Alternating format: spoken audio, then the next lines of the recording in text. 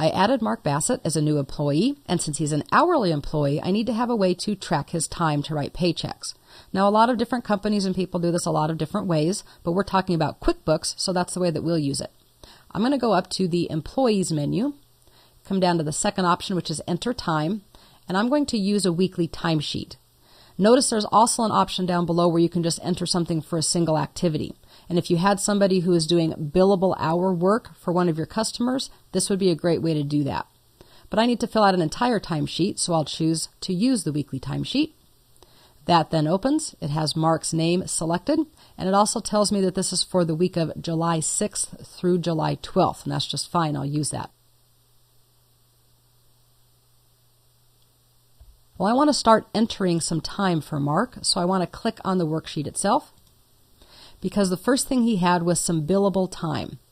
From the drop-down, I'm going to choose Blaine Design. We're going to charge, actually, Blaine Design for some training that Mark provided.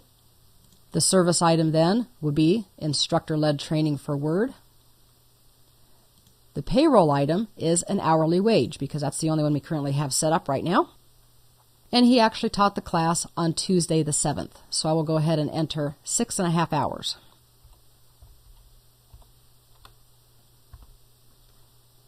Now I need to go ahead and enter the rest of his time. That was the only billable time he had, but he actually worked in the office for the rest of the week. So I'm going to move all the way over to the left. No job, no service item, but we do have a payroll item. Still our hourly wage. And I'll just click through this pretty quickly and give him 8 hours.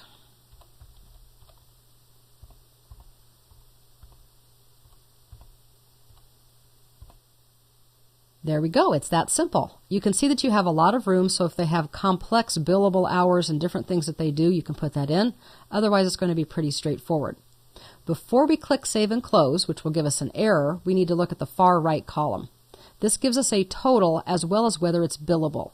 Well, the first row is billable. We're billing Blaine Design for that time, but we're not going to bill our own company for the regular time that Mark worked. Once that's finished, I can move to the bottom right, click Save and Close, and we already have a timesheet. Very quickly, I want to show you how we can now use that. I'm going to go to my home screen, create an invoice, and choose Blaine Design. The customer or job you've selected has an outstanding balance, billable time, or cost. What do you want to do?